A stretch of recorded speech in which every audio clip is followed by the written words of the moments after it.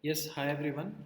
So today we are going to study about the uh, deadlock recovery. Okay, deadlock recovery.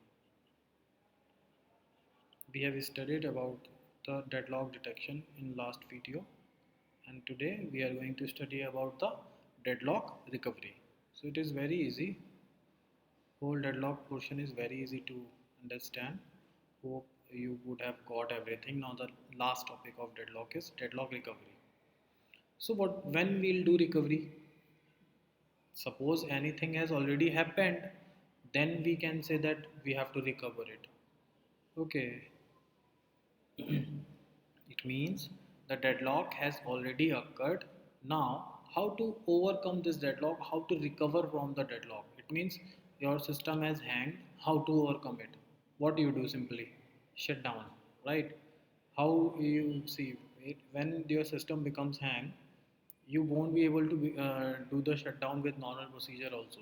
What you simply do, you kill all the process by long pressing of the start or what you say that button given in the keyboard of the laptop, right? So similarly, so first thing is how we are going to do the recovery process is killing the process, killing the process.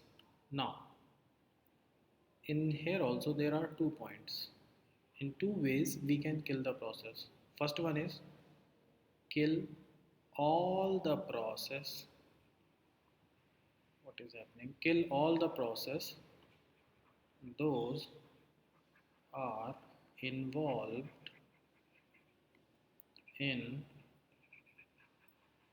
deadlock. Okay, this is the one way to get out of the deadlock or free the deadlock. And other way is kill one process after the other. What it means? It means you kill one by one. Means suppose you have killed one process and now you are seeing whether the deadlock has become free or not. See, there are certain shortcuts. I think window, con- control, shift, control, and delete. Both three are pressed simultaneously. It shows the processes which are running in. There you can kill the one which you want, right? So by this we can kill alt shift delete. I think is the they are pressed simultaneously so that it shows the all the processes which are currently running, and from there you can kill one by one. So kill one process after the what, how it is going to help you in the way that first is you can kill the process who are having the low priority, right? Is a nice way. See, first one is saying kill all the process. Your important work is also going to down, going to stop, abort. Okay, and B is saying that first you kill the low priority processes, so that it will help you to not to become a deadlock free. Okay, and next is you kill the processes based on the number of process completion, number of process execution completion, how many percentage of work has been done or how many percent your process has done its execution completion. Let's suppose for this let's see one example. Let's suppose P1 is one process. What happened here? Let's suppose P1 is one process and P2 is other process, and P1 has done 95% done its execution and P2 has done only 5%. So it's better to kill the P2. Okay, so because it is going to take the less time for its execution. So this is one of the way. And on what basis you can kill the process? Next is number of resources process is holding. What it means? It means that let's suppose P1 is a process and it is holding 20 resources, and let's suppose P2 is a process which is holding only one resource. So which one you will kill? Obviously, the process who is holding more number of resources, you will kill first to him. Why? So that it will release many number of resources, and definitely it is going to help other processes to get the request done. Got it? So better to kill the process who are requiring more number of resources for its completion. Is there is any other way remained? Is there is any it can be there can be any other way for the killing of the process? Yeah. If we can kill on the basis of holding, we can also kill on the basis of requesting. Number of process sorry number of resources, right? Number of resources process is requesting. It means the resources which are being requested by the processes. Let's suppose P1 is one process and P2 is other process, and P1 is requesting for only one resource.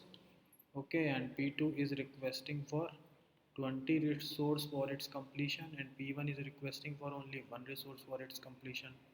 So which one you will kill? You will kill the process which is requesting more number of resources, because it is a high probability that actually your system is already in deadlock, and there is one process who is requesting more number of resources. How can you allow him? So we'll be killing this one. Got it? It's better to kill P2 here, not P1. So this is the way in which we can kill the process. First one was all the process we are killing the simultaneously. Next is we are killing one process at a time on the basis of certain parameters which we have discussed here. Now, is there is any other way for deadlock recovery? Yeah, one more way is, and that is, see, first one was killing of the process. Next one is you simply do the preemption of the resources. So we can write resource, RESOURCE, resource preemption. What is it?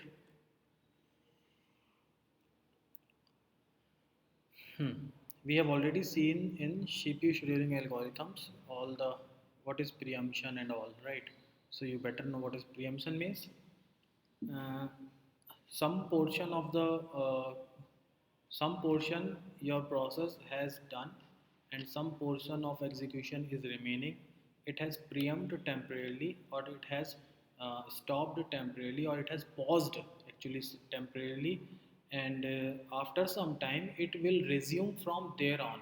And actual thing, whenever it was being paused, the actual parameters, or you can say context of the process, was stored in the PCB. So from there on it will fetch that till now what has been done and what is remaining, it will resume from there. Got it? So that was the importance of PCB also there. So next one is resource preemption. So what you will do,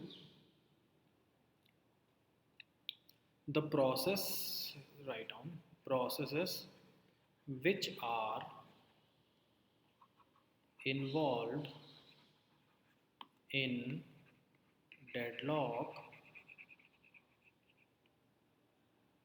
which are involved in deadlock, preempt the resources, preempt the resources held by them.